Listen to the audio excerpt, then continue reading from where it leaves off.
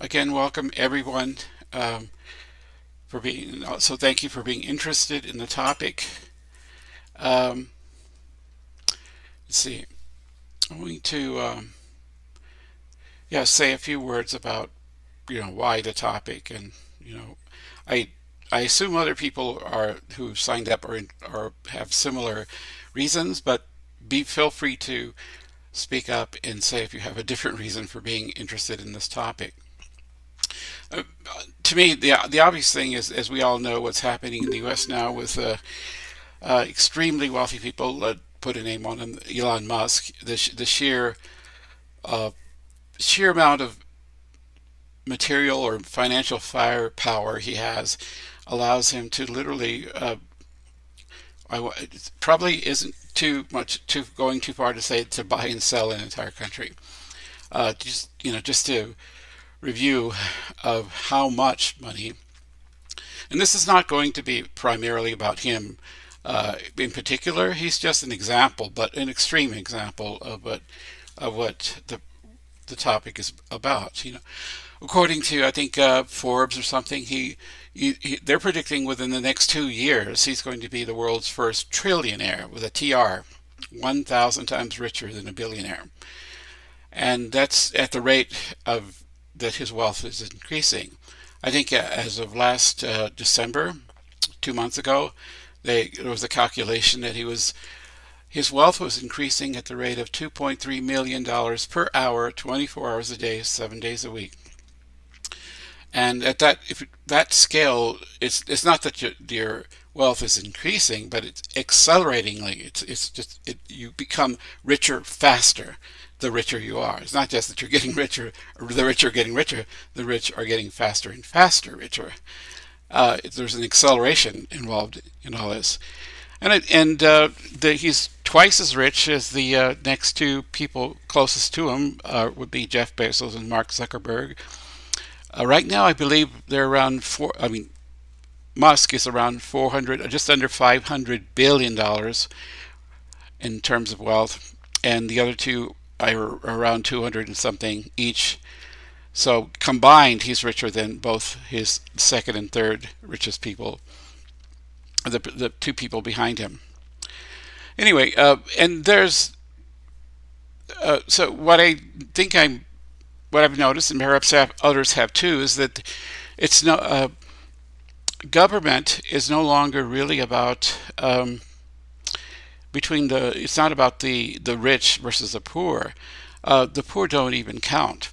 It's between the poor rich and the rich, the people who are at the extremes of Elon Musk extremes, and those people who are still impoverished rich, like the Bill Gates, for example, is poor by comparison.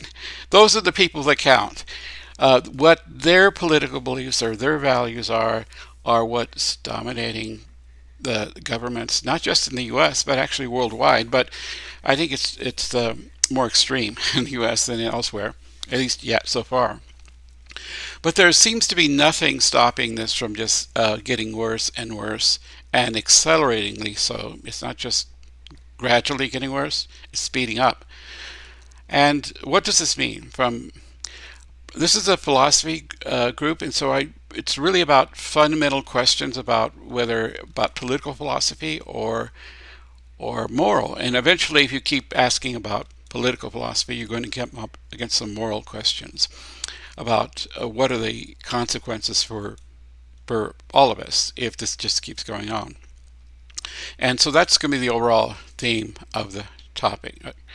And so I'm going to outline or start with maybe an outline of one of the major philosophers in the West that still has a lot of influence in legal and political philosophy, John Locke.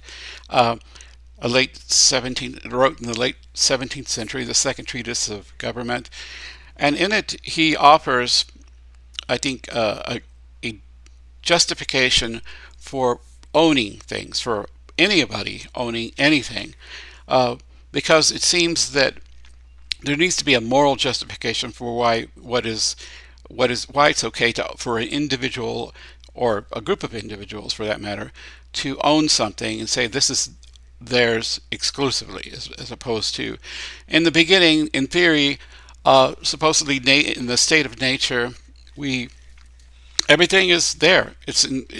None of us own anything. We come into the world naked and completely owning nothing.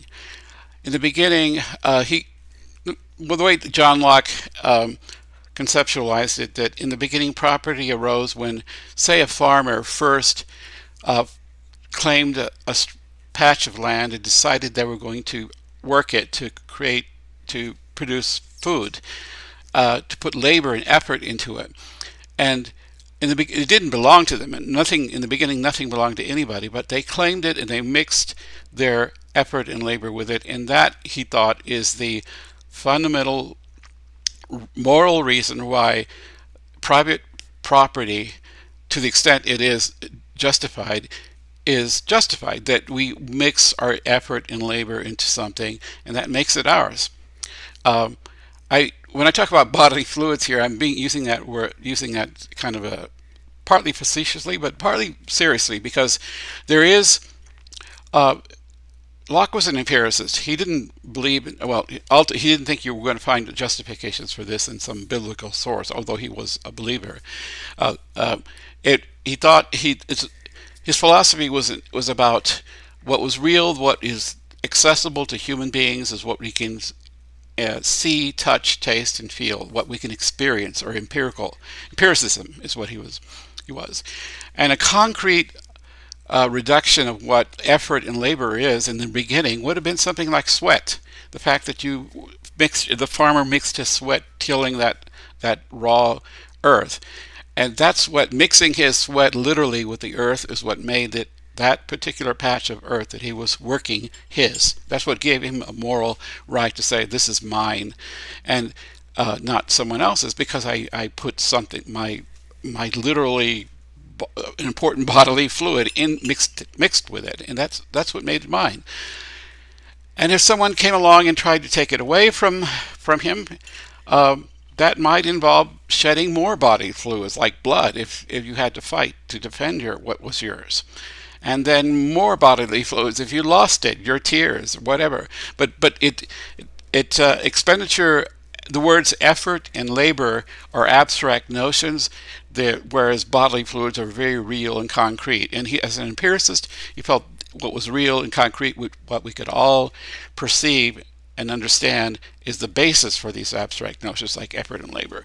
So in the beginning, all labor and effort involved some kind of sweat, some kind of effort, some expenditure of some resource that was intrinsically yours. Oh, by the way, he said, as a basic assumption, he took it for granted that all of us, though we may not own anything else, we at the very least own our own bodies and have full autonomy and control over that, and then no one else should be using can claim our own bodies. He thought we were all free and equal in that respect, and he did say equal, meaning this was the post-enlightenment, or the enlightenment. This was about specifically talking about addressing aristocracies, or people who felt, the landed aristocracies who felt that some people were just born with special rights. He didn't believe that. He thought we were all, at least initially, equal in terms of what we owned, namely, at the very least, our own bodies and everything in it, including all those fluids.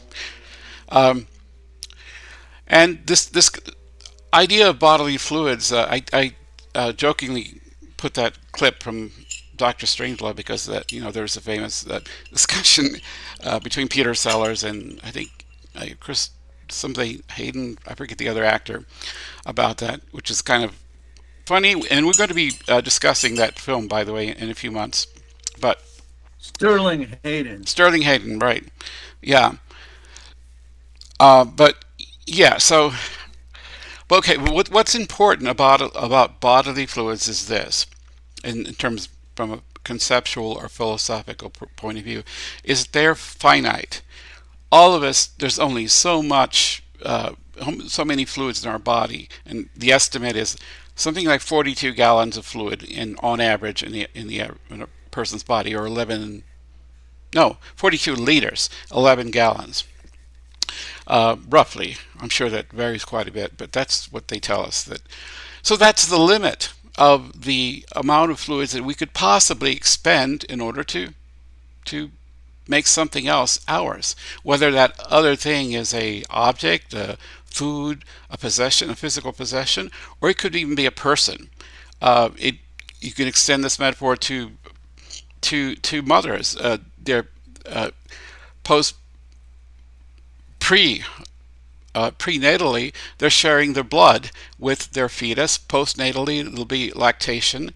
Um, when lovers make love, they share bodily fluids, and it's a way of saying, way of expressing in a concrete way, as opposed to an abstract way, that when you do that, when you share your bodily fluids with anyone or anything, you have some claim to that other thing. It's yours. Of course, it comes in degrees. We don't necessarily own other people to quite the same degree to which we may own, say, our houses or our cars or our computers or our clothes.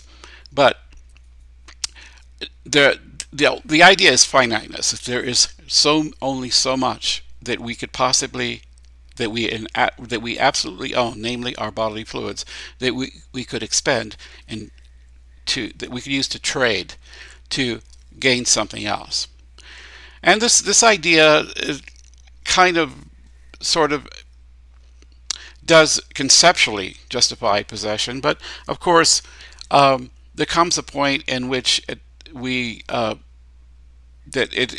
kind of loses literalness about it. Like, for example, one can be like, well, we mentioned Musk.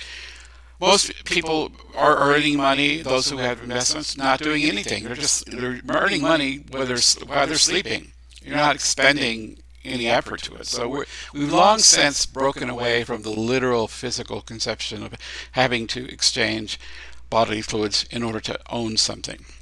So we've gone far. We have invented money, abstractions like stocks and bonds and so on.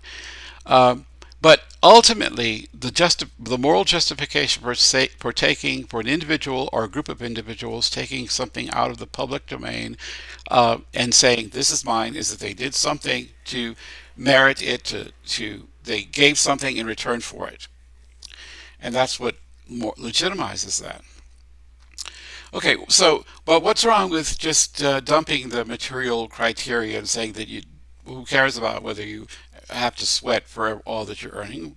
What's wrong with, say, making a ton of money while you're sleeping? Well, not but there may not be anything wrong with it, except that because now that we've untethered the ability to take possession of things from very concrete things like bodily fluids, where's the limit? Is there a limit? And I suspect that many would say, well, there isn't any intrinsic limit to how much any one individual, today that is, maybe in Locke's time there was, but not today. In fact, that's probably why no one ever really took this question I'm raising that seriously historically, because everybody assumed in the historical past, that there were limits always. It's just taken for granted. You're going to die someday. That's one limit.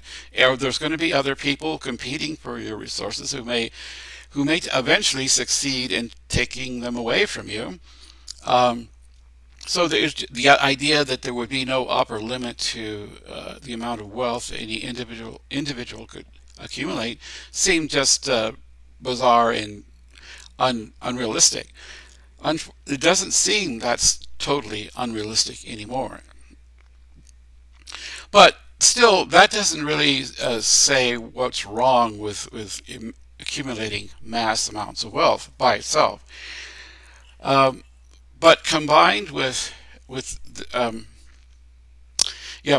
there's some other things that, and we know now, it's pretty obvious to everyone that a large amount of property is connected with power.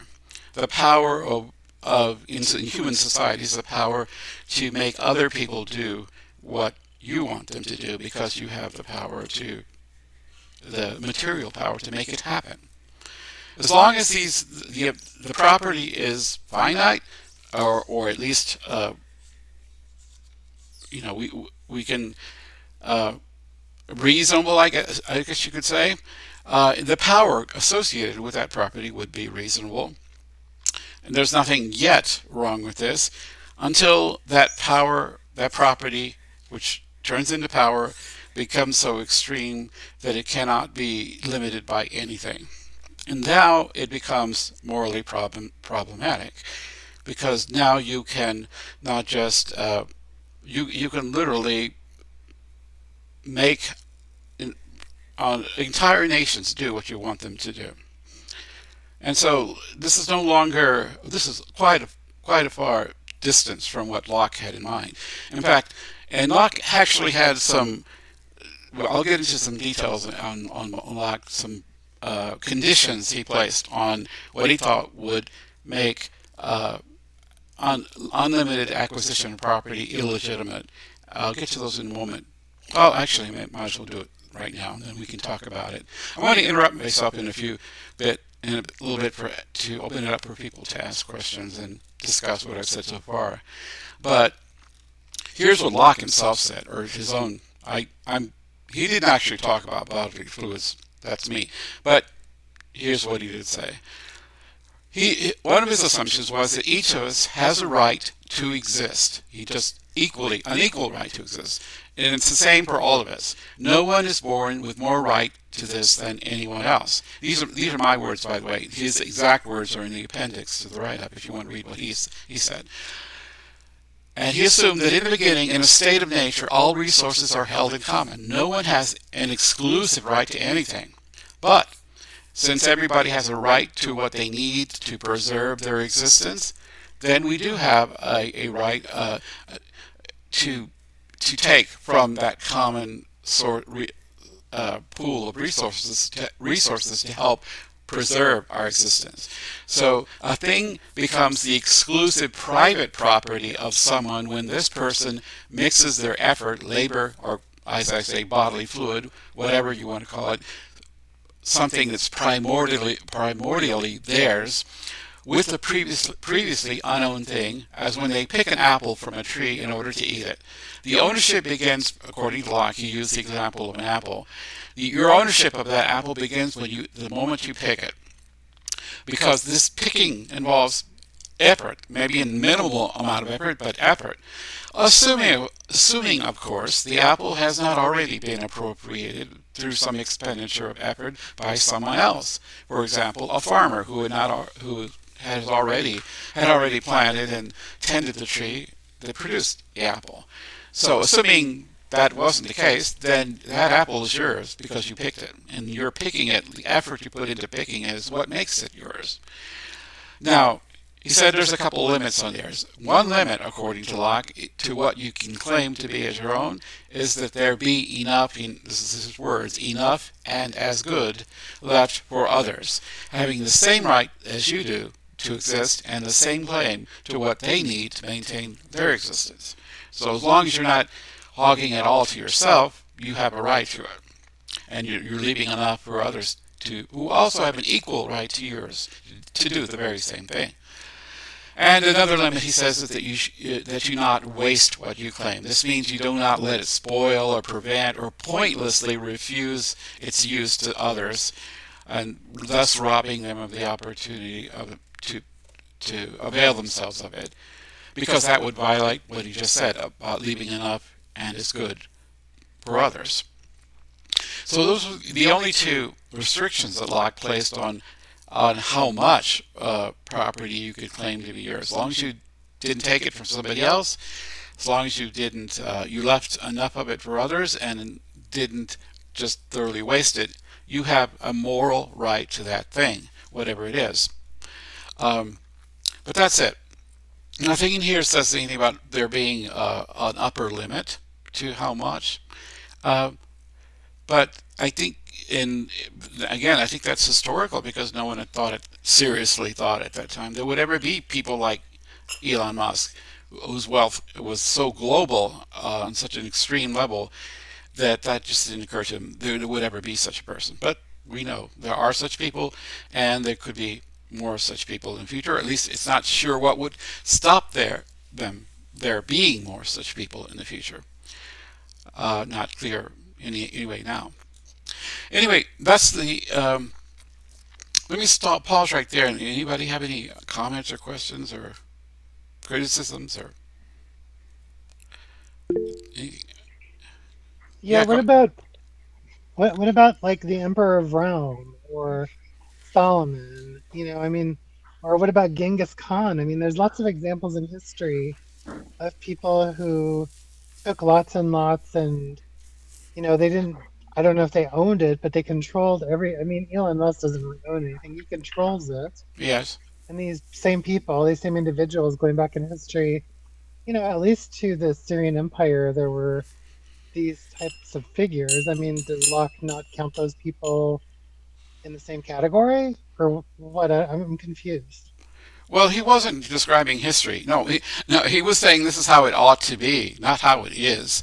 No, no, of course, historically, people have taken whatever they can get away with until someone else comes along and takes it away from them. That's what history tells us. But Locke was trying to sketch out what are the way it ought to be in a civilized society, a democratic. This is the beginning of the Enlightenment. This was way past Genghis Khan. This was post. Supposedly, at least in the Western Europe, the age of kings and monarchs was essentially over. At least in England, it was at that time. And the question is, what kind of society? Who's going to make the rules, and how should we live in a world where everybody in the society is approximately equal in terms of what they have a right to as everyone else is. That wasn't true in Genghis Khan's time or any prior time, or maybe even some places today. But that's the context of what he was uh, speaking. I don't know if that helps explain it for you. Stephanie, you have your hand up. Hi, yes, sure. I think again, I've read Locke. It's been a while. I have his second treatise on my shelf somewhere. Um, so the interesting thing to me is, yes, it's in the Enlightenment, but he's also talking. I'll just use the horrible word of privilege. He's talking from a place of privilege, and I think that whenever we focus on these sorts of philosophical challenges, we are faced with the inequalities, the lack of women's representation, and the safety. I'll just say the safety of women and the safety of children, because while he has many points that are extremely valid for, well, I think, uh, in terms of efforts, um, putting an effort, therefore, it makes it your property or whatever. Um, we forget that not everyone is born into the same um, advantages, privileges, whatever word we want to use. And I said before that he's not talking from a space of equality of the sexes or socioeconomic equalities. And here we are in 2025, and I can't actually list any leader, generation, era, epoch of time where women and children are safe. So those things always highlight when we talk about property. And I come from also a very small, I don't want to give names of towns or states at this point. Basically, a group of people, and in that group, there was extreme wealth and poverty. So we'll say it's literally like Rockefeller, or we could say Elon Musk wealth, and the poor. And it was a small town, but I would say it ran like a cult. And I don't belong to that uh, group anymore. And my distance from that, looking at a concept of property, even if we look at someone like Elon Musk and worldwide poverty and his abilities to have the property and wealth that he has, at every generation, if we look at the rich, whatever we want to call them, the rich in power, the rich who take control and continue to use their money that you highlighted, it can sit in a stock market and build more property, more asset without doing anything. So what does it really mean? And again, we can even mention Genghis Khan or any other overlord. When was even John Locke's ideas enacted into a form where it worked? Yeah. And so I think even though the sweat equity aspect is valid, um, there's been a lot of media that says Elon Musk came from nothing, but that's not true. Now we can see where his roots are, yada, yada. He was white South African, apartheid. How far do we keep going back, back, back, back? And when wasn't that family name's wealth built on the backs of slavery? So it seems to me it's kind of a perpetual problem, and Locke presented a better quote unquote solution, except he was starting in his era and his short sighted lens to find a solution, except his lens, even in his era, failed to acknowledge certain data points. Okay. So that's my piece. Okay. Okay. Thank you, Stephanie. Briefly. Yeah. All that you're saying is right and true. Yeah, Locke. I think he was even involved in helping the colonies draft a constitution that enshrines slavery. So obviously in the U.S. And there were slaves during the time when he was writing in the U.S. and what was then the 13 colonies. Um, yeah, you're right. He was not talking about women. He was not talking about indigenous people that have been conquered. He was talking about that he would have said civilized Western Europeans and basically England and the Western Europe. Uh, but you have to again see what he's saying in context. He was not thinking in terms of these more modern day socially progressive terms. He was thinking about their past, his immediate past, the time of kings and queens and aristocracy who were landowning classes they were claimed special divine right to have property and to own things and to own people. That's what he was reacting to, not so much what we have our problems were. But the important thing for us, though, is just, I mean, it's kind of abstract, is why what he originated. He was trying to establish a moral foundation for anyone owning anything, even your own body. This comes up in the abortion issue. One of the arguments used in the abortion arguments is the woman has or ought to have complete autonomy over her body and everything associated with it. Where does that come from? It actually is rooted in Locke's notion that at the very least we start out with that complete possession, our own bodies. And then he wanted to justify, well, what else besides our bodies do we have a right to, and on what basis? And that was his original theory, that it had to do with what you could expend effort to acquire, and that was what was legitimate about what legitimized, I should say, the ownership of owning things. Um, yeah, go ahead, Mike, and then Fern, and then Wendell. Mike. Okay, yeah, I'm gonna cut my video because it's been a kind of a challenge, but Sure.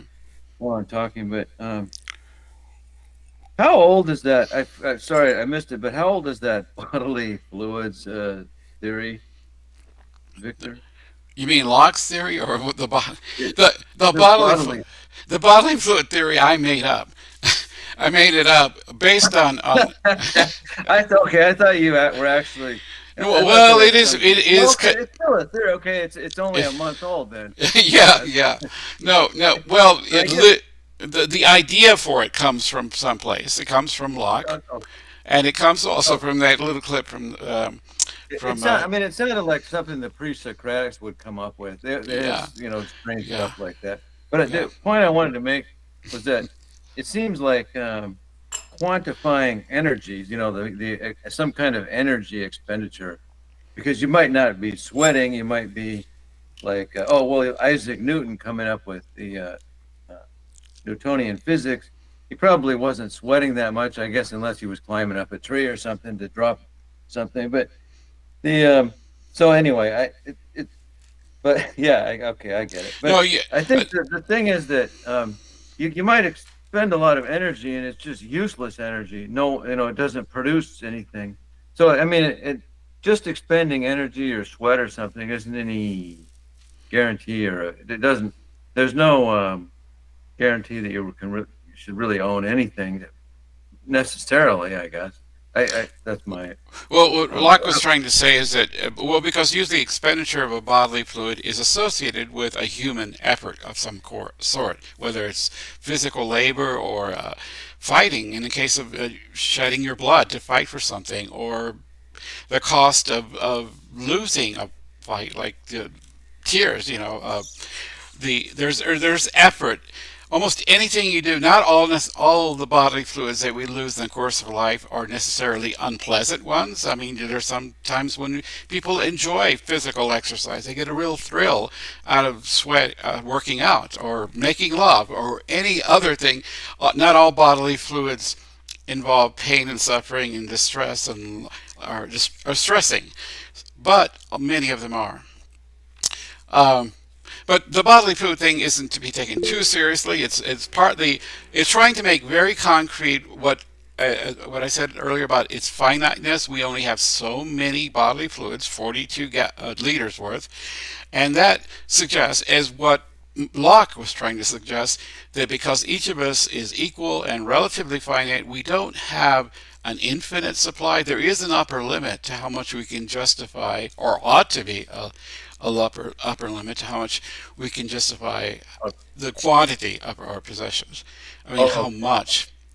And yeah, just to yeah, set it up so it's not infinite. Basically, is right. the Just so it's not infinite. yeah, However, that makes sense. these days, if you talk to many people like Elon Musk, and I keep focusing on him because he's obviously in the news and he's the biggest of them all, but he's not alone. He's part of a whole new realm of people, a class of people that are so far above and beyond anything that any one of us will ever become acquainted with, that they're threatening to become literally uh, uh, a, a superclass of human beings that don't have to pay attention to what we want or our well-being is at all, because we don't count at all. We're not nothing. Who does count? The poor rich, the people who still have enough money, enough clout to buy their politicians. But if you're one of us, you don't count at all. We're nothing. We're instruments for whatever their projects are.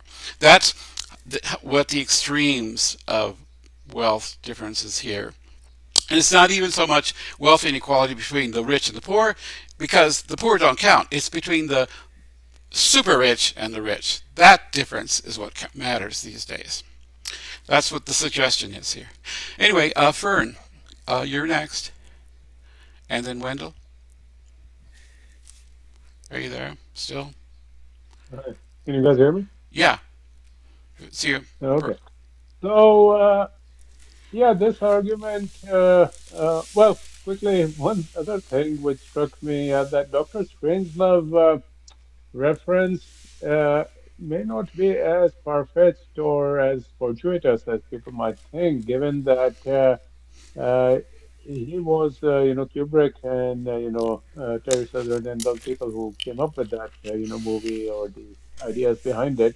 They were also criticizing the kind of military industrial complex, if you will, out of which, horrors like nuclear weapons and ICBMs came. And to me, Gravity's Rainbow, which might very well have been in the works while that movie was being shown, also captures some of this idea of what, by the way, other billionaires, maybe the number two guy, Jeff Bezos, has kind of turned into his own kind of signature move that's been called space washing. He has come out with all these kinds of somewhat like, pink washing or green washing. Anytime there's some criticism of Amazon or him personally, he comes up with some, over the top bombastic statement about how he would like to, quote, colonize, and quote, the whole solar system, a trillion human beings living all over the solar system. and that supposedly calms some people down, and they think, oh, he's a good guy after all. So yeah, this business of space and yeah, the future Musk's fantasies about colonizing Mars, and in the meantime, the Earth goes loss of life and habitat as if it had been struck by a gigantic meteor. Yeah, that's all very disturbing stuff. Hmm. And one other thing is that Locke's ideas were very much a part of what has been called settler colonialism, and right now we have a conflict going on. And these types of arguments were being made 70, 80, 90 years ago very openly, oftentimes by extremely, you would think, libertarian people like Emma Goldman. She said, that whoever works the land, they own that land, exactly where this conflict is taking place. So, you arrive from, Hmm. Ukraine, and, you use your labor, you buy land from the people under pretense that you're just buying land, you're not going to take over the entire area. And then you trot out the same arguments that were common in Locke's idea, that these people were not using the land productively, they lack the concept of European statehood, or these are just demands of progress, and commercial agriculture trumps subsistence farming, which by the way is not true at all of Palestine. Jaffa oranges were sold all over Europe. But nonetheless, I mean, you can trot out these arguments, anytime, if and when needed. And, Locke's ideas were used in I forget exactly what they're called. There's a word with P. I'll try to look it up, but penal colony, not penal colony, but anyways, whatever the name was for the English colonization of Ireland, Scottish and English colonization, especially northern parts of it, which is still a conflict, as people know. So those ideas were used in North America, and yeah, so yeah, these things need to be taken very much in that context. That I mean, basically, yeah, settler colonialism, and these ideas are Okay. entwined. And the other one being that, yeah, the space as an infinite resource, somewhat like money, Okay. it's all there. Okay. Yeah, this is all Yeah. disturbing stuff. Okay. Thanks, Vern. I do want to make a point here that this the topic today is assumes that most of us who are in the Western world, in the U.S. and certainly don't have a quarrel with the basic idea of private property. If you do have a quarrel with that, that's another discussion. That would be a discussion about, say, between Adam Smith and Karl Marx about whether any can you have a society in which there is no private property at all? It's all held in common. And the answer is, of course, yes. And there have been such philosophies justifying that. But that's another discussion. If you're going to question whether any kind of private property, whether I own my own underwear, whatever, or it's public property, I hope not. But anyway, the I'm assuming most of us in the West do believe that it's okay to own private property. The question here is how much? Is there an upper limit to it? And Right, right. No, yeah, no, I'm not yeah, making the argument of, Karl Marx versus Adam Smith. yeah, This is just, yeah. That I may do yeah, the that. sociological Yeah, context in yeah. which these arguments were made. Those Right. contexts are still with us. Right. There will be at some point. I probably will do a topic on Smith and Karl Marx that will question that assumption. But not. This is not that discussion. Here we're assuming we're not trying to be too revolutionary. Just being modestly so, saying, look, okay, private property. Maybe it's okay for there to be rich people, but is there a upper limit? Is there a point at which wealth can become so extreme that it destroys or threatens to destroy or can destroy the society we live in? That's the question for this particular topic. And yeah, anyway, Wendell, go ahead. Thank you, wonderful humans. I hope everyone is well, considering the. Alrighty, so, um, uh, I am not super wealthy, but I've gotten some tools like the logical thought process, reverse engineering, these kinds of things. So with the reverse engineering, I'm like, oh, so you mean if there's a refrigerator, but I don't have a blueprint as to how it's, constructed, then I could take it apart, find out how it works, and I can make a bigger one, a smaller one, whatever my heart desires. So I don't have any money. So I decided to reverse engineer money and how people made their money, the stocks, cattle, pork bellies, soybeans. So I was like, hey, how do I get some of this stuff? But at this stage in 2025, but actually I was having a conversation with somebody a few years ago. So all this stuff has been claimed by someone already, whether it's a piece of the earth. But when you reverse engineer it, you're like, who owned the first piece of land? Because you needed a place to register your title deed. And where was that office set up so that somebody could say, hey, I own this piece of this earth, or the cow, because the cows were just there. And who says, hey, I own these, cows.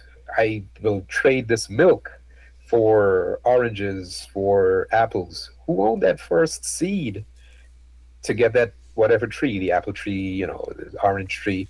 Who owned the first anything?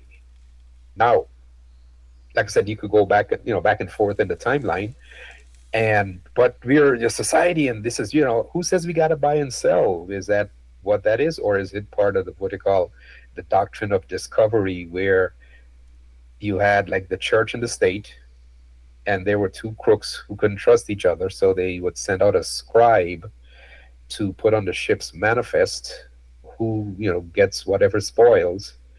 And I recall seeing a thing that I've got to locate where one of the scribes, they wrote, these people of the what you call in the what we call today the Caribbean, they're so leisurely because he mentioned, they were living in accordance with nature, because they would utilize what they needed, as opposed to saying, hey, this is the marketplace, these are my pineapples, these are, and they're 5 cents a pound, they're 10 for $1, or whatever the case might be.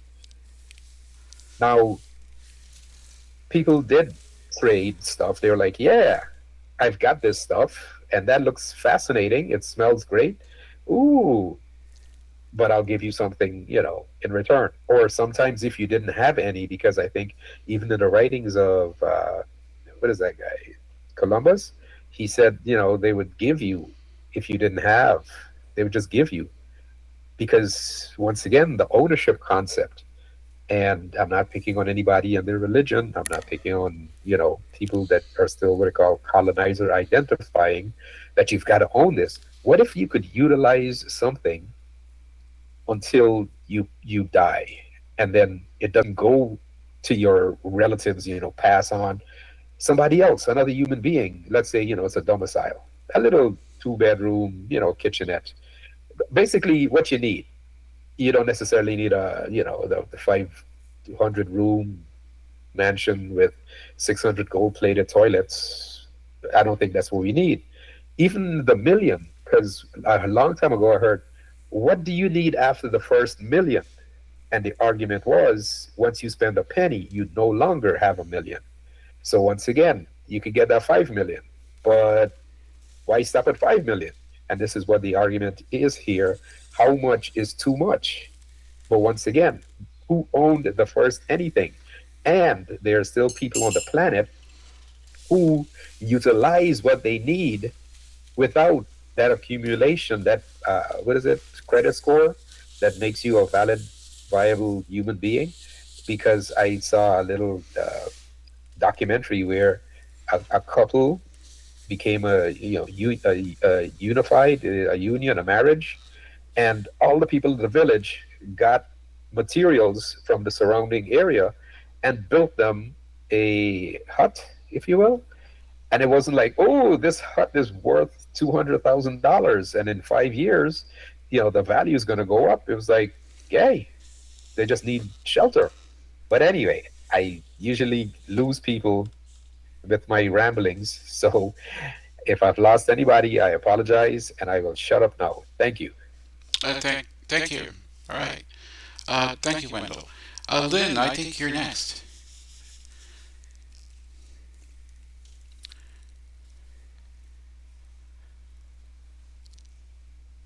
I think you're on mute. Are you unmuted? Are you muted, Lynn? Or did you want to say something? Oh, we can't hear you. Um, let's see. Okay. All right. Does anybody else have anything they want to add to this so far? Well, really quick, this isn't completely serious, but this notion of the limit reminds me a little bit of my bank programming days, because there was actually limits in the, probably still is. Well, this is true for any programming. Well, a lot of COBOL programming. There's a limit. So if you go over like 1 billion, boom, it just disappears. What? Which What is not disappears? this is not but what I'm saying is that if some, okay, I'm not referring to any previous job. I want to preface this, you know, uh,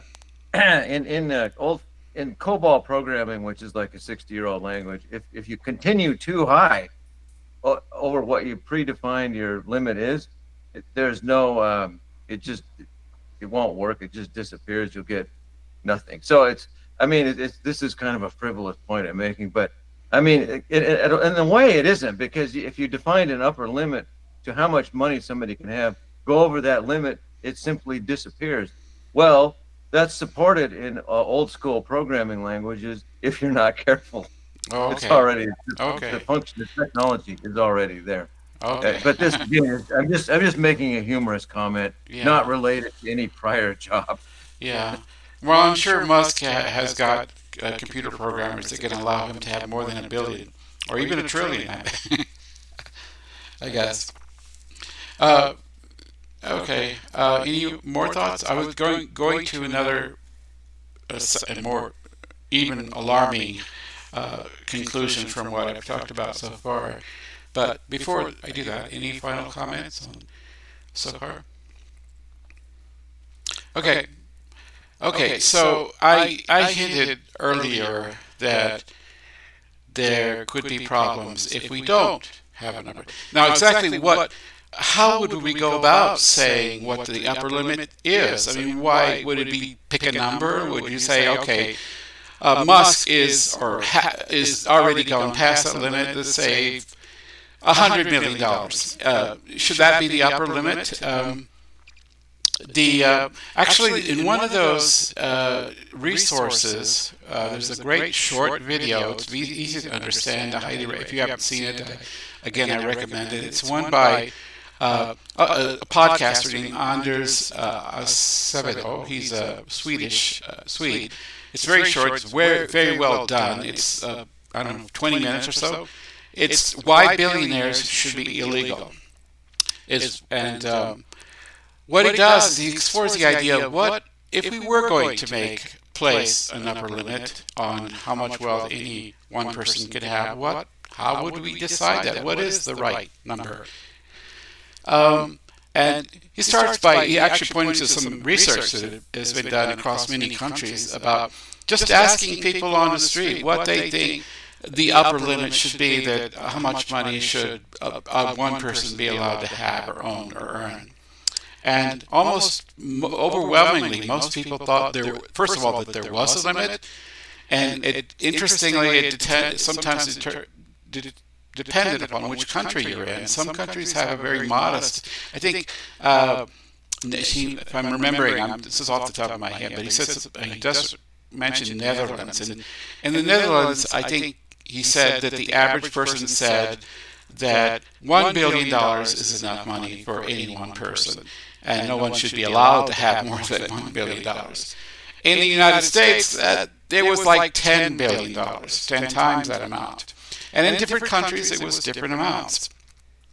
But what was pretty common, almost everyone said there's some kind of limit. what the number is varied from country to country, culture to culture, but that there is a number, almost everybody agreed there is an upper limit.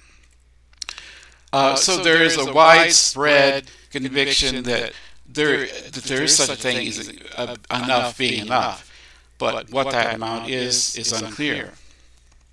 I just want to mention that. It's to watch that video if you haven't seen it already. But now I'm going to get into, okay, what happens if we don't? We let things go the way they're going and don't place an upper limit and just let things go the way they seem to be going at the moment. What's going to happen? What's going to happen? And if we don't like what's going to happen, what on earth can we do about it? And I really fear that there is almost nothing we could do about it. That's what makes it alarming, because it does seem, and as I mentioned in the long write-up, at one point, here we go.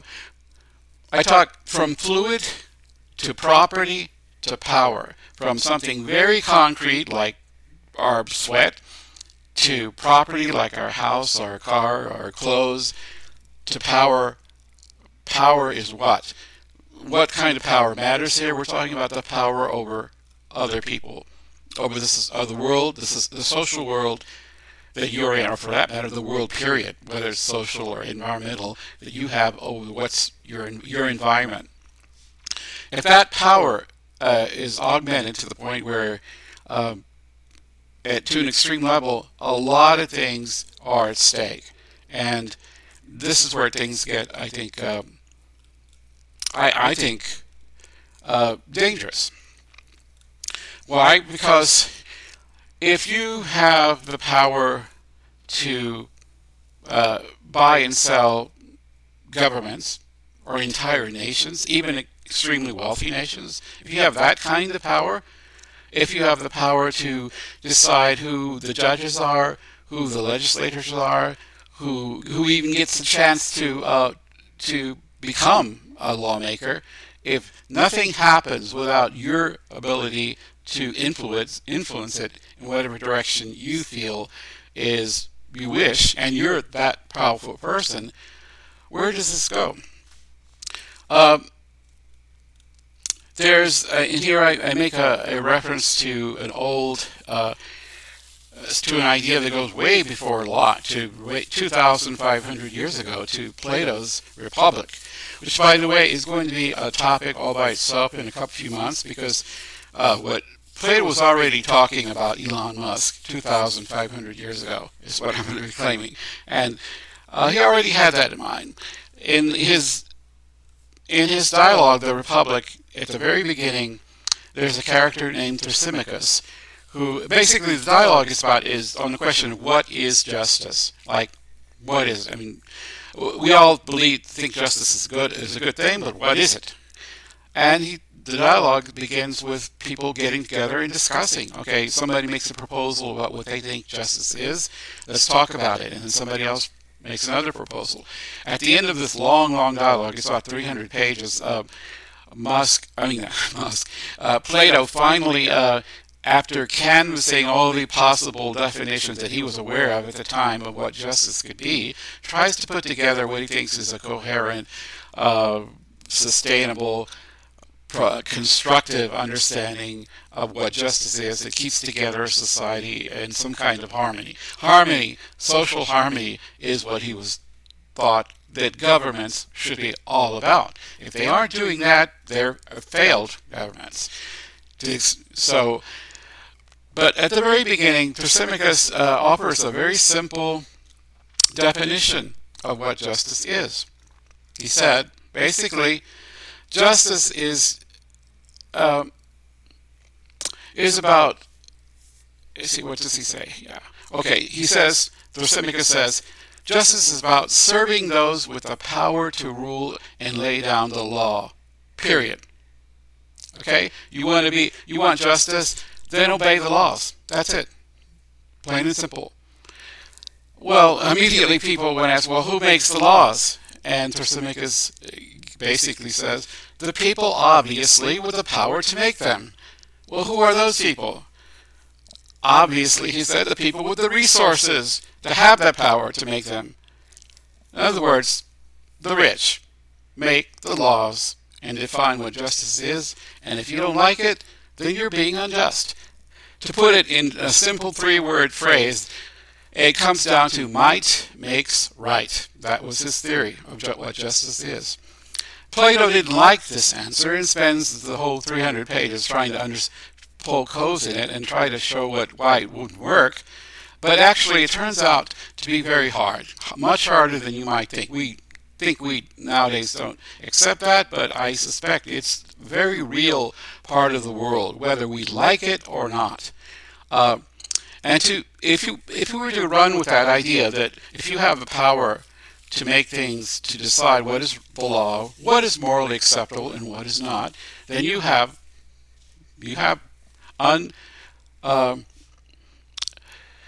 undiluted power to do what you want to do. And there's a whole host of problems that come up with that, but Plato, the biggest one for Plato, is that it's going to lead to strife. It means you're eventually going to create division, war, bloodshed. Eventually, you're probably going to be killed if you're that person or that class of people with that power, or you will succeed and you will dominate and make slaves of everybody else and hold them under your thumb. If you've got the power to do it, what stops you? Can the people who are that you're enslaved, that you've made instruments of whatever your ends are, can they rebel? Well, if you've got enough power, no, they can't. As long as you can hold them under your thumb, you will win. History is one. That does happen. This happens so many times in history, and things get to a point where they sometimes break, and you have seriously a revolution. You have bloodshed. If it gets that bad, society destroys itself. And then what do you get? You get anarchy. You get a country is taken over by a more together foreign country. In other words, countries live and die, are mortal, just like people are. We have a lifetime, and when you start getting old, your body parts start failing, and eventually a nation will die. It's just a question of how it's going to die. Or it transforms into something else, another nation that it wasn't in the beginning, or becomes a much humbler entity. I'm thinking of all the European nations. At one point in history, Greece under Alexander the Great was the ruler of the known world. Then it was the Roman Empire. Then it was France under Napoleon, the Spanish when they had all of Americas and all these colonies everywhere. Then the French, I already mentioned the French. Then the British under the British Empire of the 19th century. Then the Germans in the last century under Hitler. It's like every country has had its day in the sun when it was the most, at least in the Western world, the most powerful nation. And in the 20th century, it is the United States of America. Or some are suggesting we've already passed our prime. And the United States is on its way down, but it certainly was the premier nation in the world for a big chunk of the last century. So every empire collapses eventually. This is not what Plato was trying to figure out a long time ago, 2,500 years ago, is there a wise, is there a better way to do this than just let history take its course? Countries, power centers arise, then they crumble, they collapse. It's an inevitable cycle, he noticed. He was in a particular position to notice this because in the Greek city-states, during the time he was writing, many of these Greek city-states were like little nations that were no bigger than what a mid-sized town would be in the United States today. But it was an entire nation. There was Sparta, there was Athens, there was a bunch of others. And they were constantly at war with each other. Some of them were dictatorships or had kings. Some of them had oligarchs, where a certain aristocratic class of people were the people who were in charge of things. Others pretended to be, or were, in their understanding, of the word democracies, in which all the eligible people in the society voted together what the government was going to do, as far as they were run by the people, so to speak. But people never included everyone. There were always slaves. Women were not included. Captured slaves from other city-states were not included. But the people who were considered citizens of that city-state, they ran it. That was what they meant by democracy. And he saw tyrannies, democracies, oligarchies rise and fall throughout the Greek world during his time. It was kind of like a laboratory of political state, where you have a laboratory, you have experiments. Over here you're running an experiment, trying this out. Here you're trying something different. Here's something different, and see what works. Well, what he noticed is that none of these worked.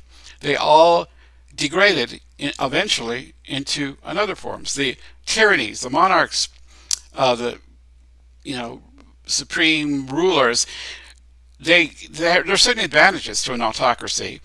You can be very effective and very quick at just making decisions. One person makes them, and that's what the society goes with. But they're also vulnerable, because even if you happen to have a good leader on a benevolent monarch, it may only last for that one generation. You have no guarantee that their child, the person who inherits the throne after them, is going to be as good, and they're usually not. Oligarchies, where it's a certain, say, financial, let's say the ruling class of people who consider themselves of a certain blood type, or not blood type, but blood history, that have been landowners for a long time, have either been for many generations or been inducted into this group, or it's about money. It's about how much money you have. They also eventually crumble. They look out for their own good and often make unwise decisions, and eventually crumble into one of the other forms. And then democracies. He saw there, Plato was very anti-democratic. I mean, he didn't think it was the worst form of government, but he think it was a pretty bad form of government, because most people don't know anything about how government is or how it should work. Why should just ordinary people have a voice in government when ordinary people don't know anything? And he was right. After all, that's how we get some of the presidents we have. But so what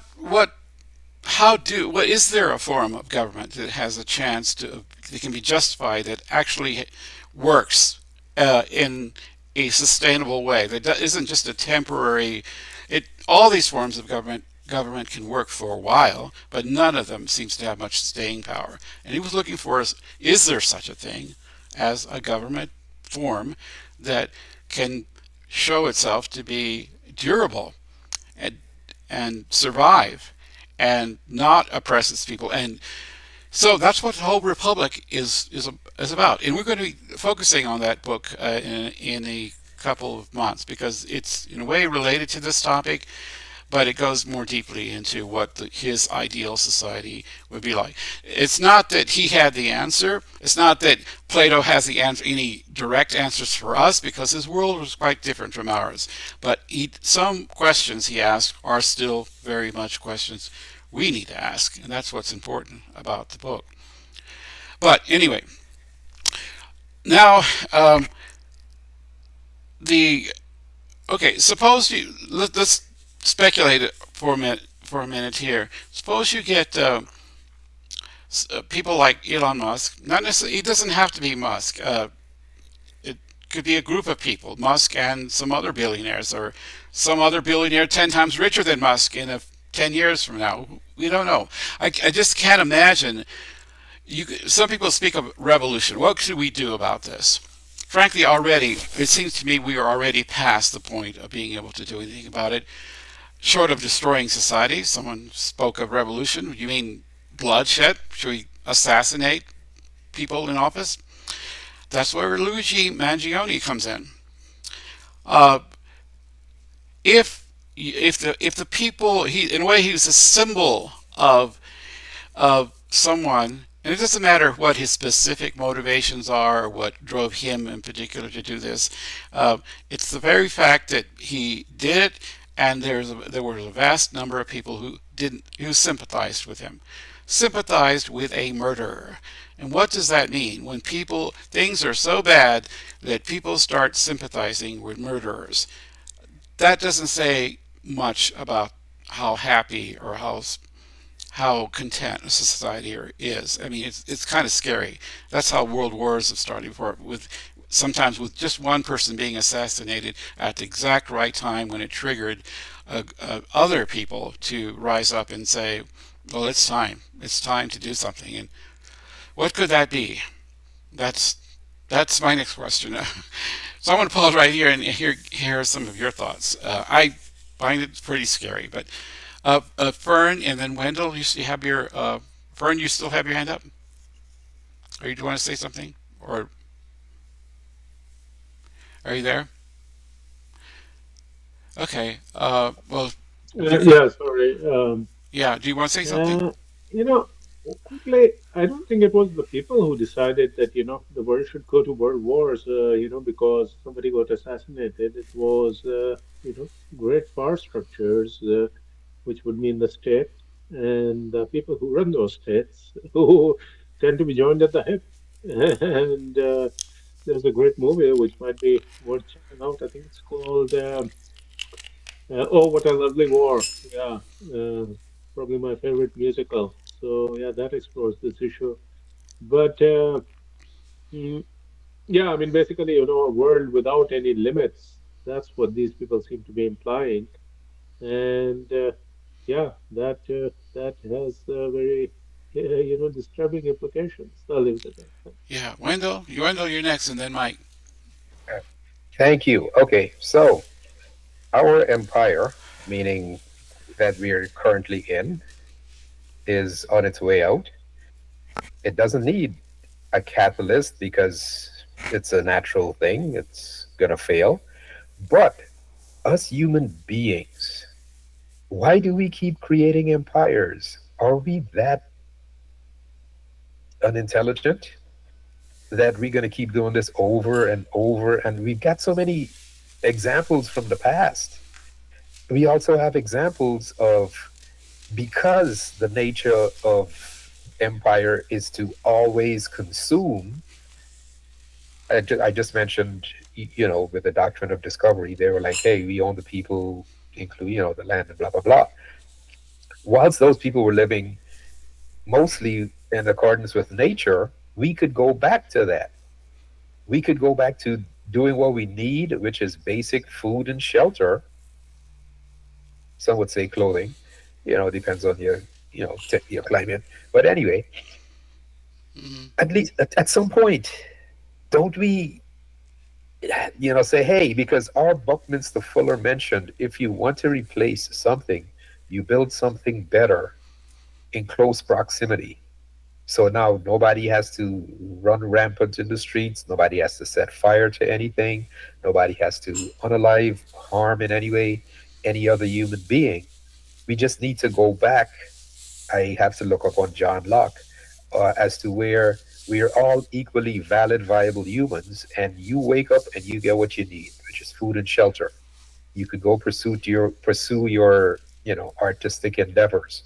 It doesn't mean that, hey, I've got to go to do this 9 to 5 or this 11 to 7 before I could do my artistic endeavors.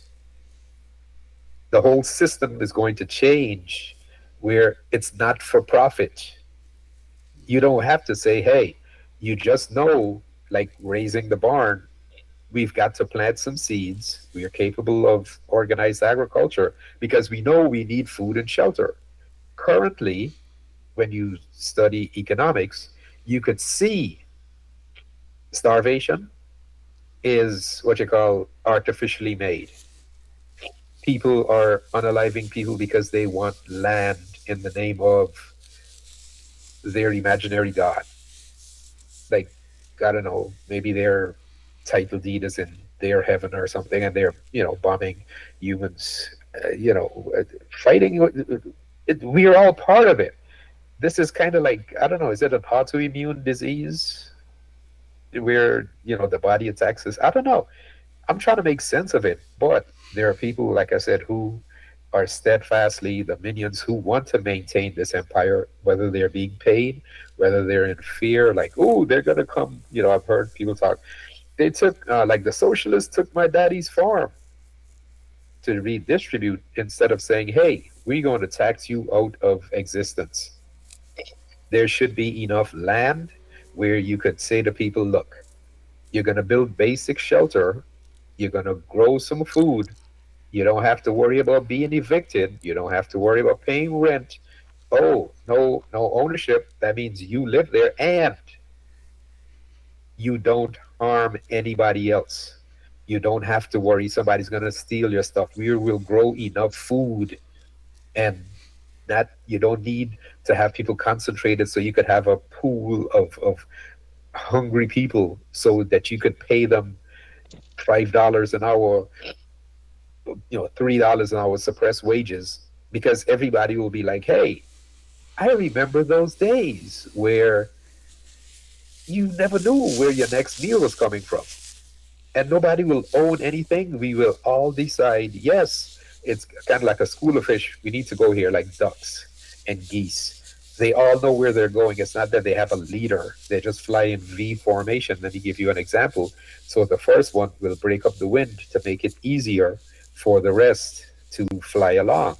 Then that one is going to fall to the back. It's not like, hey, number three, take over.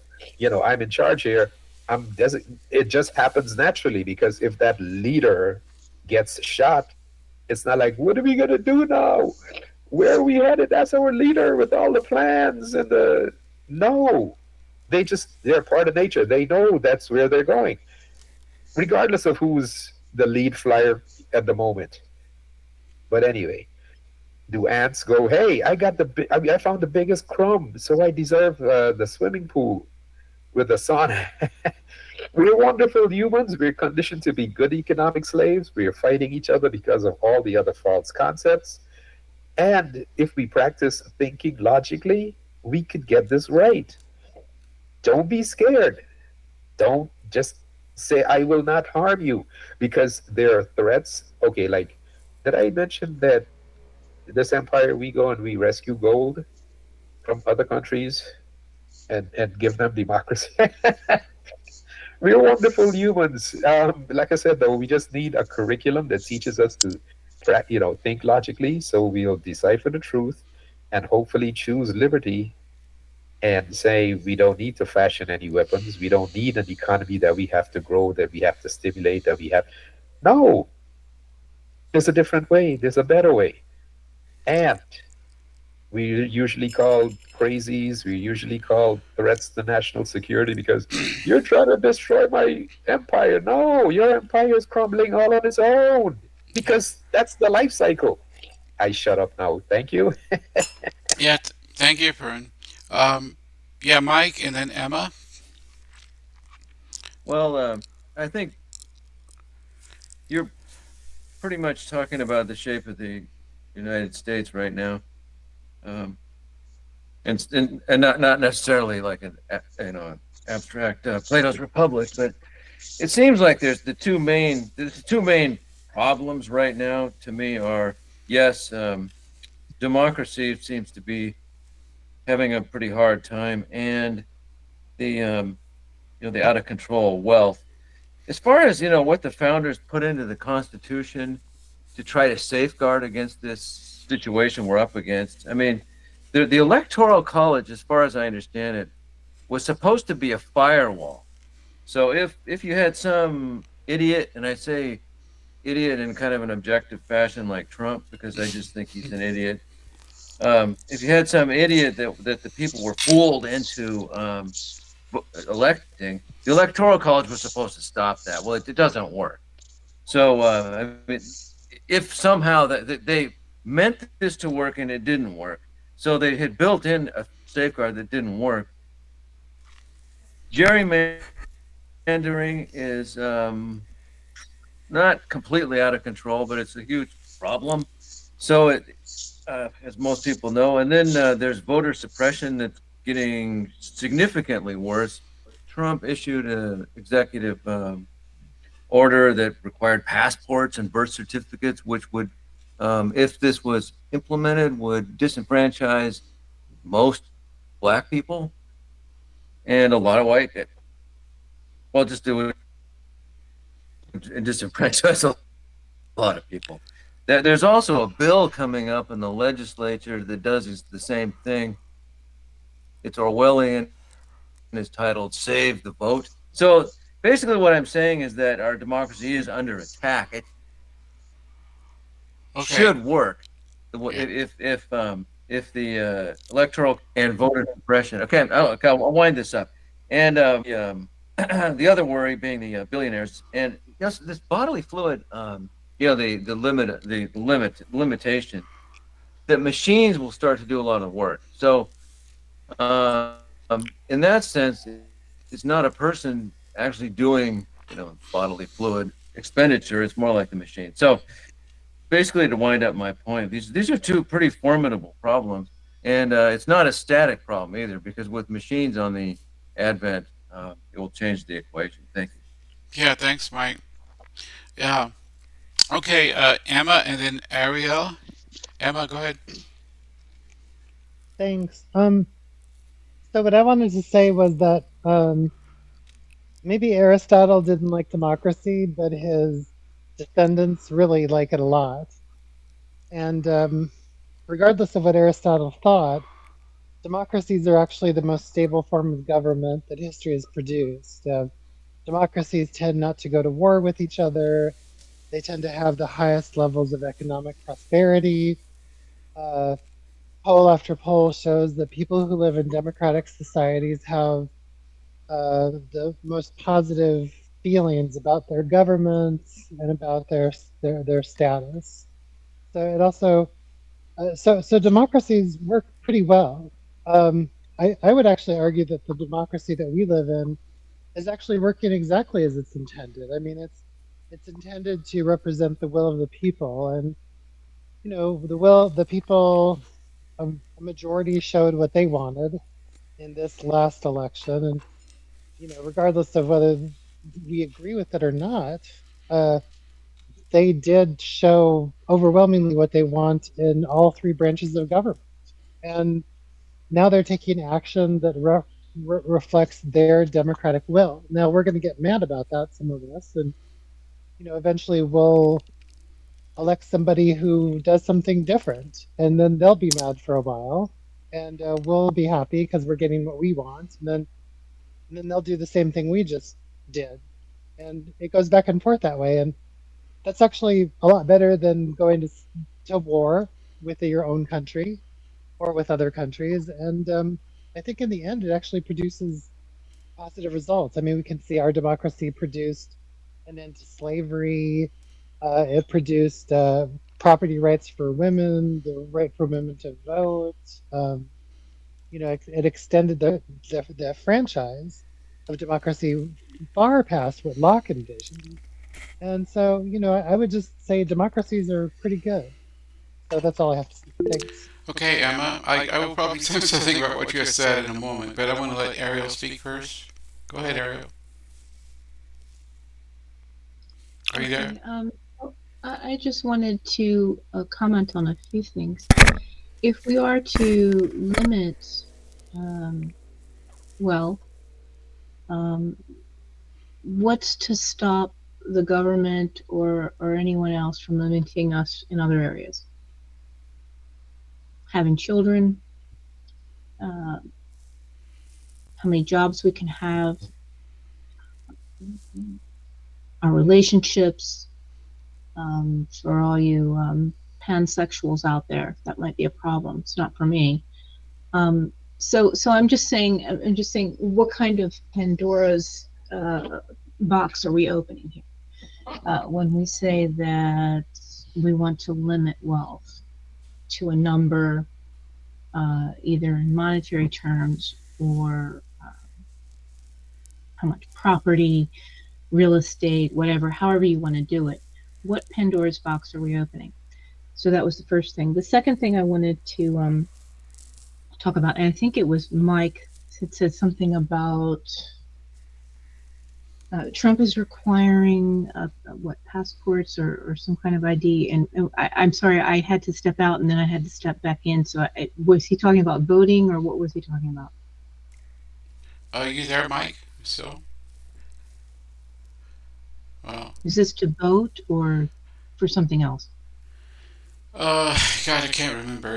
If you're there, Mike, could you remind us what you about that? Well, he may have stepped out to eat already. Oh, well, Go ahead. Go ahead. it's about voting. I mean, myself personally, I'm going to tell you, I have no problem with anybody requiring, my voter registration card, my ID, my social security, whatever they want, I'll hand it over, for that right to vote. Because everything I do in this country, in the United States, I am required to prove who I am. It's gotten worse with technology. Every site I go to and I want to register or do something, I have to verify not, and then they got the two factors. So they want my phone number, they want my email, and they want a picture of me. Sometimes they want to actually know what I look like. So it's everywhere. So I'm not quite, if that's what he's talking about, I'm not quite understanding why some people in the country this would disenfranchise them, because everything you do, especially jobs, if you want to make money in this country, they want to know who you are. And to be honest, it gets on my nerves. But then on the other hand, I'm saying, okay, I've had some problems with people impersonating me, right? I had some problems with the bank and with other things. Somebody had stolen my not only my identity, but they had stolen information related to my healthcare, and God knows what they were doing with it. So I am totally on board with somebody not impersonating me. Number one, stealing my information and profiting from it when I'm not profiting from it. And number three, fraud is a big problem, especially since COVID. So I think it's really important to stop the fraud, because this makes everything go up, and it makes even more red tape, which makes everything go up and makes everything more complicated and difficult to conduct business in the end. So I just wanted to put that out there, because I do get frustrated with the red tape, but then I'm reminded of the fraud and the problems associated with people impersonating you, taking your information and doing things with it. And so I'm now on board with that. Okay, thank you, Thank you. Ariel. Yeah, thank you. Um, some of what you were talking about, though, was very specific and not really related to the theme here. It's about, I don't think anybody disagrees with the fact that fraud is bad. That it needs, especially in modern society, with our technology, that we need to take precautions and all that stuff to avoid that. But yeah, this is about something much bigger. At the very beginning, you said something about that you had a problem with there being a place an upper limit on the amount of wealth concentration in any one person. Um, According to all the many surveys done in many different countries, most people think there has to be some limit, whether that limit is 100 billion or a trillion or 300 trillion or whatever. But everybody believes there ought, should say everybody, but almost everybody believes that there has to be a limit. And I've tried to give some reasons of why that does make sense, because uh, concentration of wealth means concentration of power. Concentration of power means that you can control your human and, for that matter, any other kind of environment. That means governments, rules. If you've got that kind of power, you can have the world do what you want the world to do. That is a long way from democracy, or the spirit of democracy. Um, I don't know if that's what you were referring to. Um, I guess the only way I can well, go ahead, Ariel. You want to respond to that? Yeah, I was just going to say I understand that in terms of monopolies, where one person controls a market or can control certain resources, and yes, that's a problem. But I think we have laws in place to hopefully keep that from happening, because they've broken up many monopolies before that had unfair Okay. All right. pricing because they were the only one that offered it. But in terms of like, I guess my problem is limiting how much money a person can make. It just in some ways, I guess, speaks to me of socialism and communism, because you're saying, no, you can't make any more than this person, or you can't, it's just, it speaks to prejudice against the rich. Okay. So if somebody has gotten rich on their own merit, and there's some things that Elon Musk can do that nobody else can do, he's truly a genius. Why are we penalizing him? Okay. Okay. That's all I'm saying. Okay. Thank you, Ariel. It seems unfair. Yeah. Well, partly. Well, perhaps. If there's a disagreement here, at least on my part, other people may have their own opinions about this, is about whether how effective the restrictions our government has, or way of governing ourselves has, to stop monopolies and individuals or groups of individuals with extreme power. And you seem to think that it works. From the evidence that I've looked at, it does not work. I've mentioned this many times before in other political discussions or political philosophical discussions we've had, but there is I went in great detail about last year of a 4-part series on political philosophy about what was wrong with democracy, at the very idea of democracy, and what could possibly be done to fix it. And frankly, the outlook is very dim. There's a possible solution, but it seems so far away from what anyone realistically is talking about these days, though I think it's a beautiful idea. But that was another topic. I invite you to go look at. It was called Magical Thinking About Democracies. It was a 4-part series of discussions we had. It went into great detail about democracy. But the one core idea, I will recommend it right now, is there's a lecture that's only 40 minutes long. You can find it on YouTube. It's by Martin Gilens. He's a political scientist at Princeton who now 10 years ago, in fact, a little earlier than that, 12 years ago, wrote a book called Affluence and Influence. And it has withstood the test of time in the past 12 years. Political science is, if you believe in science, it goes out there and examines what's happening, not how people think things should be, but how things really are, the facts of what's out there. The idea behind the book was to, over a period of 3 decades, he and a bunch of scholars gathered information about what the average American wanted from their government. Just ordinary people. In a real democracy, people walking on the street are the people we're talking about, I hope. So you would ask people on the street across many decades, over many thousands of surveys, and they were asking these people a ton of questions about, and gathering their responses about things, ordinary questions like, what do they think about health care in the U.S., or should we be involved in certain foreign wars, or about universal health care, or about this or that issues, about abortion, and about just general issues that are controversial in this given society.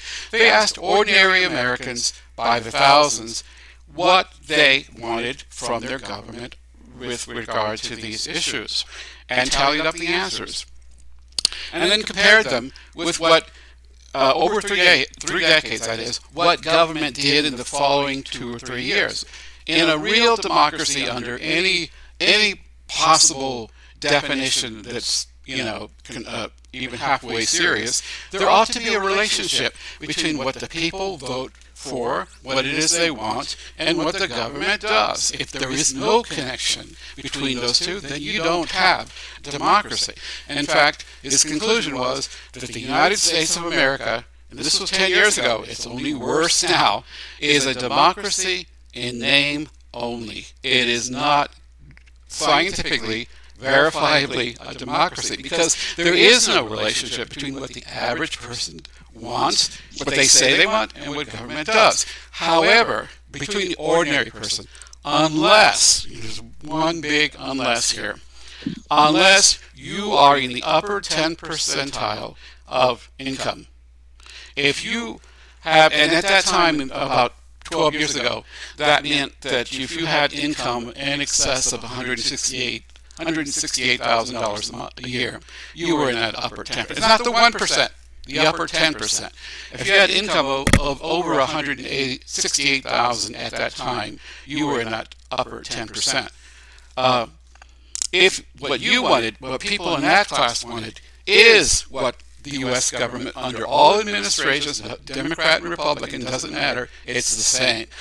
What those people want is what government does. And if you are not in that upper 10 percentile, if you're in the bottom 90 percentile, well, to put it bluntly, as I like to put it, your ballot at election time is worth less than your used toilet paper. That's the conclusion. But that's your opinion. No. There's no scientific definition of a democracy. Look it up. There's no scientific definition of a democracy. Oh, scientific? No, democracy is a philosophical definition, not a scientific one. Okay, and here's what a democracy is. Plato talked about this 2,500 years ago. In fact, we're going to talk about it in more detail in a couple of months. A democracy is where the citizenry, whatever, even if that citizenry doesn't include everybody, like women, children, animals, slaves, whatever, but at least not a small subset of the society and not an individual. An individual is an autocracy, a group of people is an oligarchy, or and if it's the entire populace that is considered citizens are making the decisions about governments, that's a democracy. That's the basic definition of a democracy. And that is not the case in the United States now, and it hasn't been for a long time. Vote, no, that's a totally contestable claim. And there's I'm not going to contest it right now because you're on a different subject. But I'll go back and look at your podcast and look at what you have to say. But I just want to say that what you're saying is highly contestable. Okay, all right. Emma, by the way, I appreciate your criticism because I really don't like preaching to the choir. So I would like to hear somebody pushing back. So I wish you watch that video. I'll post it in the comments if this description for anyone who doesn't want to look it up or who can't find it. It's not the only one. It's been duplicated in other countries. By the way, it's not just true in the United States. It's true throughout the Western world, but it's an extreme case in the United States. But yeah, if you watch it and you have criticisms about it, and if you can present some counter evidence or counter studies that suggest something very different, I would be very happy to even let you host a session if you would like to lead the discussion on that, or at least we can talk about it more in the future. But yes, I look forward to watching your videos. Thank you. All right. Okay. I think Fern and Mike. That argument that basically if there's any sort of limit on wealth, next thing we'll be living in Stalinist Soviet Union. I mean, these were the arguments that were being made in the late 40s, and Hayek's Road to Serfdom, that socialized medicine, again, that road leads straight to the gulag. Okay. And we all saw how that turned out. And there's also a great book that less well known, came out in the early 90s. It's called Rhetoric of Reaction by a guy named Al Hirschman, whose work I think might be worth checking out in terms of, I mean, he's not some, he's a kind of a middle of the road guy, but he makes all kinds of interesting arguments about how, again, this idea that, this has been like a feature of, right-wing rhetoric going back to the French Revolution, if not earlier, that, any sort of limits, again, next thing you know, that you'll jeopardize existing freedoms, or it will have some perverse effect that, it will cause something, basically some other problem will pop up, and at the end of the day, it's all futile anyways. So yeah, I'm sorry to say this idea that Okay. somebody should be able to become a trillionaire because they're a genius, quote unquote. Okay. Yeah, these arguments have been dealt with. Like if there's any limit put on that capacity, yeah, I think rhetorical reaction might be worth checking out Okay. on Yeah. that topic. Yeah. Thank you, Fern. Um, I'm not suggesting that I. Yeah, I'm not a defender of. Not going to defend here, or even in some other context. I'm not a socialist. I don't believe that private property is illegitimate from the start, and that the state control of people's lives is somehow going to be more morally okay. My focus my area of expertise is moral philosophy, and political philosophy is downstream from moral philosophy. Um, the I'm interested in whatever form of government is ultimately morally justifiable, and morally justifiable means that it takes the well-being and welfare of every individual in that living under that society better than the alternatives. And I don't think that socialism is the answer here. I could easily find a bunch of things to critique about that, but not because there's something there is, but not that there isn't anything right about socialism, because there are some important points that the socialists bring out which that need to be taken into account.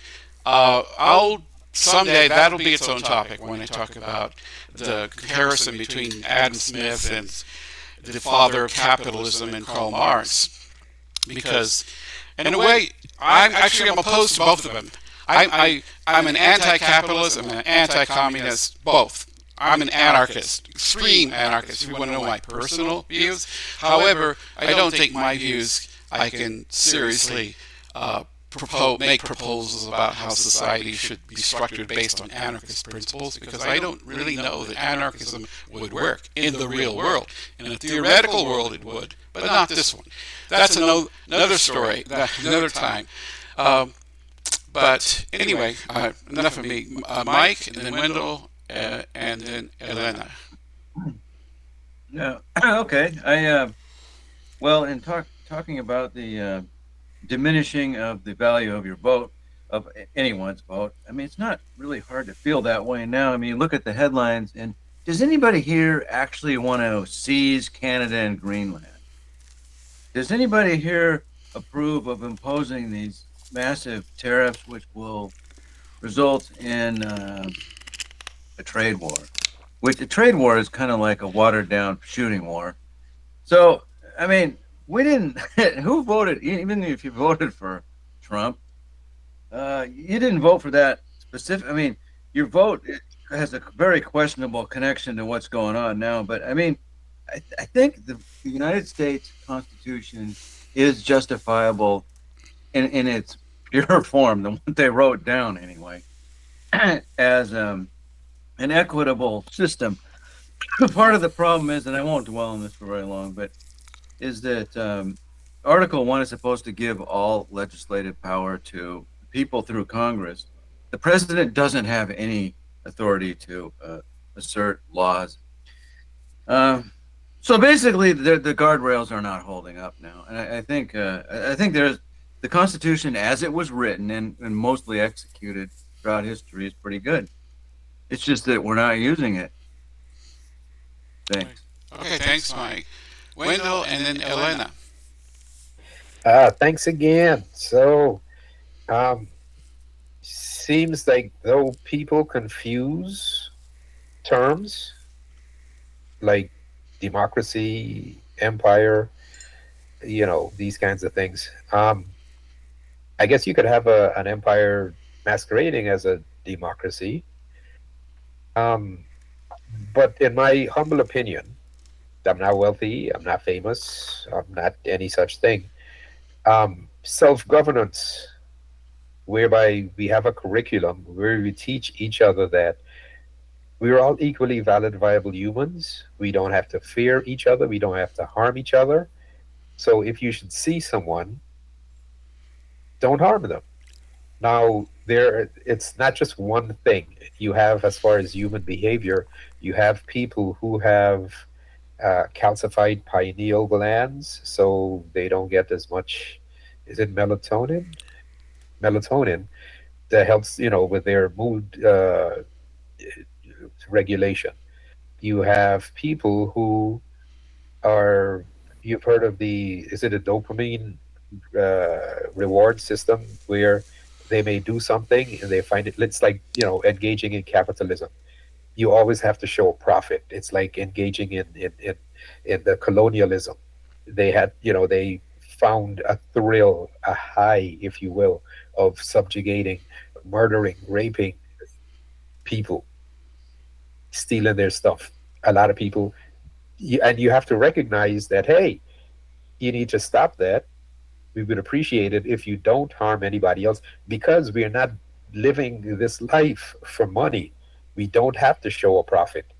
Granted, in the past, we've had, empires that say, hey, I've got to rule a quarter of the earth. I've got to this, I've got to that, I've got to, get the most gold. You know, like this empire. What's the name of that country that we rescued gold from? Is it Iraq? Is it Haiti? I think we rescued gold from those countries, and some others. But the thing is, you've got that reward system where I've got to do this, and it's like, no, because I did a massage therapy course, and I used to wonder about people like that. Like the owning the libs type, where even if you say, hey, you could have whatever you want, they'll fight you because of that mechanism. They've got to get that, dopamine high, that adrenaline rush, just opposing, as opposed to like, hey, you don't have to worry about a thing. We'll all have what we need. We're not bad humans. We're wonderful humans. But Dr. Hans Selye proved that we can become addicted to the stress hormones, where we seek out drama, especially when there's none. It's not just the type A that like to go hang gliding and parasailing. It's not those types. It's the ones who, the owning the lib types, those are the ones. Anybody that just wakes up and says, hey, there's a human being, I gotta go, like the Karens and stuff and the Kens they call them, or is it the Chads? Whatever. Anyway, there are people need to mind their own business, and we need to teach that, because they're scaring people with like the great replacement theory.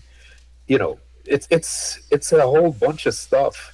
And we as human beings on the earth, the entire planet that doesn't belong to anybody but we belong to, need to stop and say that's a valid, viable human. Granted, they teach us, oh, you're this ethnicity.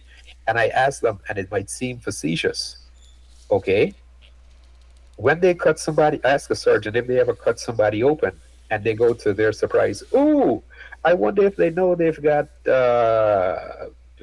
Panamanian in them. I just saw a Panamanian lung, or I just saw, a Chinese spleen, or I just saw an American heart. It's all human stuff beneath the cosmetic differences. But once again, we don't have a curriculum that teaches us that. We have like a one that our social, current social construct is to fight somebody that's been told to you that's somehow different, less than human, all the subhuman labels. Okay. But whether you have a lot of money, whether you have $0, I see everybody equally as the valid, viable, wonderful individual human beings they are.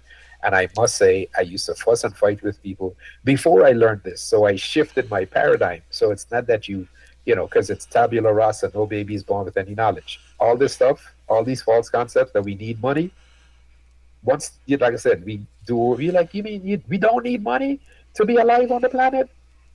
Right. How are we going to get nice things, though? Okay. But yeah, All thank right. you. Okay. Thank you. Yeah.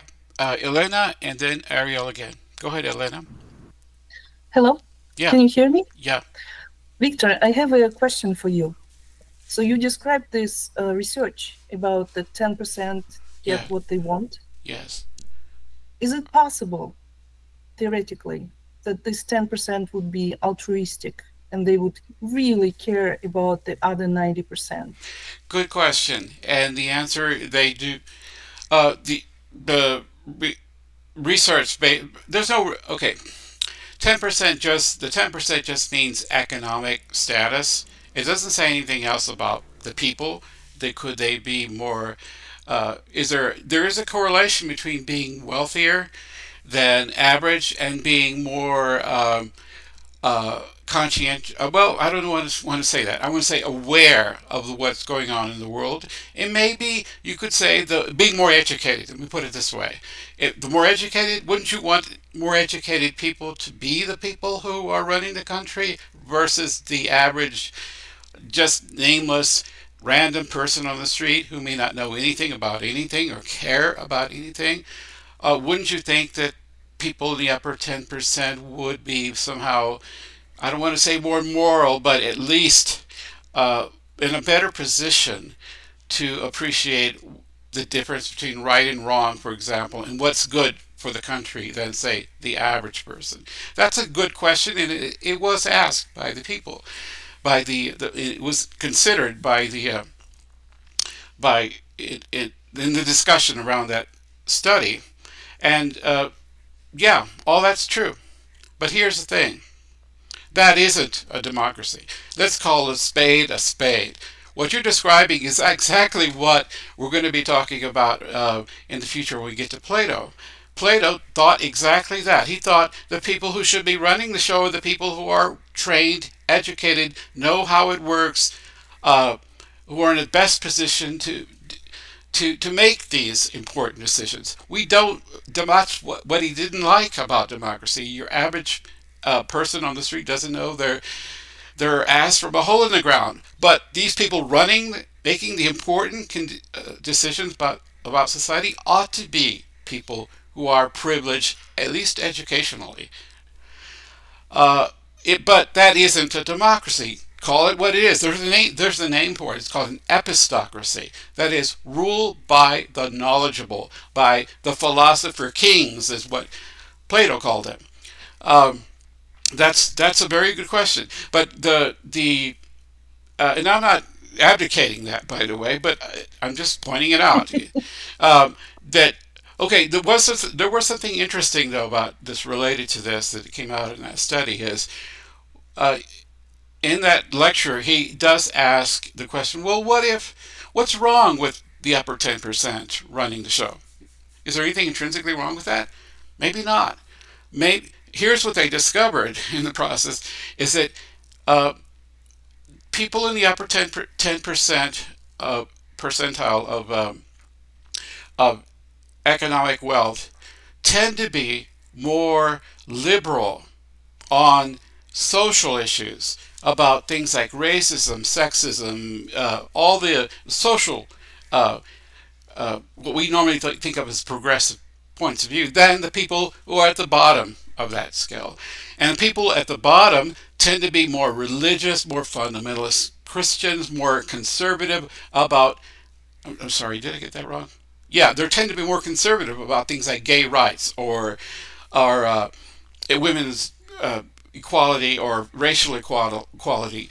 In other words, people, if the bottom 10% were running the show, the country would really, would really be in well, if you're a social liberal, it would be in terrible shape because they tend to be fundamentalist Christians or people who have a very narrow vision of what is good for the country.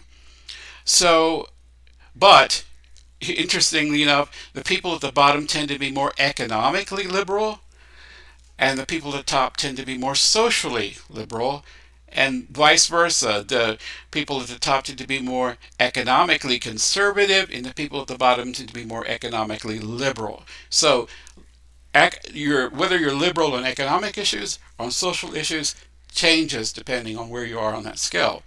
So, would the country be a better country if the 90% had their way? Well, here's what the country would look like if the 90% had their way. It would be far more as some would say, socialistic in terms of things like unemployment, social, universal health care, education. It'd be far, far more liberal on economic issues, but it would be also far more conservative on social and cultural issues because the bottom the bottom percentiles tend to be socially and culturally conservative relative to the people at the top. So, and it basically comes: would you be happier with a world that was more economically liberal, but also culturally conservative? Because that's what would happen if the 90% had their way. That comes out of the study as well. Um, Cool. Thank you. yeah, but that was a great question because it's not. People may have this knee-jerk reaction that they think that people at the bottom, people who are not wealthy, tend to be liberals. Well, they are on economic issues, but they're very conservative on other issues. And people at the top tend to be more liberal on social issues, but not so much on economic issues. That's, yeah. Anyway, anybody else have any thoughts on this so far? Okay. Okay. I want to just say a few words about, yeah, a few words. Some of the things we talked about, and I appreciate these. Go, Fern. Did you want to say something? Oh, you have your hand up. Well, quickly, Yeah, quickly. one thought, it occurred to me that, I mean, 60, 70, 80 years ago, the highest income tax was like above 90% or something like that.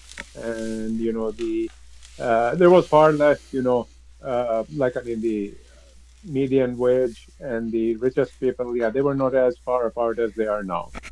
And the idea of limits on, I mean, the riches that some individual can acquire, they were like somewhat de facto limits to that.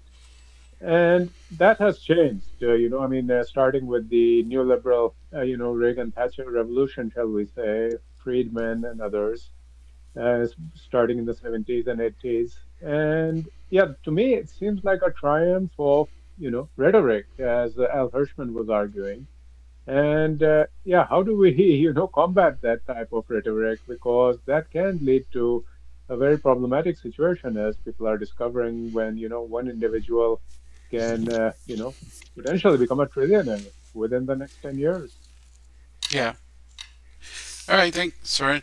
I just want to say, yeah, a few words about not the next topic that I'm doing, but the one after that, which I haven't even posted yet. I'll post it shortly. It's going to be on Plato's Republic, which is a classic 2,005-year-old dialogue. I want to discuss the highlights of that dialogue and how relevant they are to what's going on right now in with the world. Because in many ways Plato asked all the right questions and did a damn good job of trying to analyze what the possible answers could be. We may not like his answers, but they're instructive. And I'm not saying he had any kind of answer that would help us, but the questions were all there back then, and so I want to talk about that. I'm going to go into further depth and also into something I mentioned this time about Thrasymachus, his idea that might makes right, because that's what got his dialogue started. It didn't end there, but that's where it started. Uh, so that's coming up, and yeah, so that's it for today. Unless somebody else wants to say anything, I pretty much said all that I wanted to say about my views of the matter. And if you really want to know more about it, read the long write-up. It's about 10 or 12 pages. I quote Locke himself. If you want to read his own words. Wendell, did you have some final word to say? Yes, Go I ahead. would like to Could you make it? reiterate, yes, that we are all valid, viable, wonderful individual humans, and I hope we start acting as such. Okay. All valid, viable, wonderful humans. All right. Thank you. Okay. Thank you. Okay. All right. Yeah, I want to thank all these wonderful, valid human beings for being here today. including I myself. don't care if we're wonderful and valid. Just follow the Constitution, man. I mean, Okay. the problem is we're not. Yeah. You could be an asshole and still. Okay. All right. Thanks, everybody. And I'll see you next time. All right. Thanks, Victor. Bye. Good work.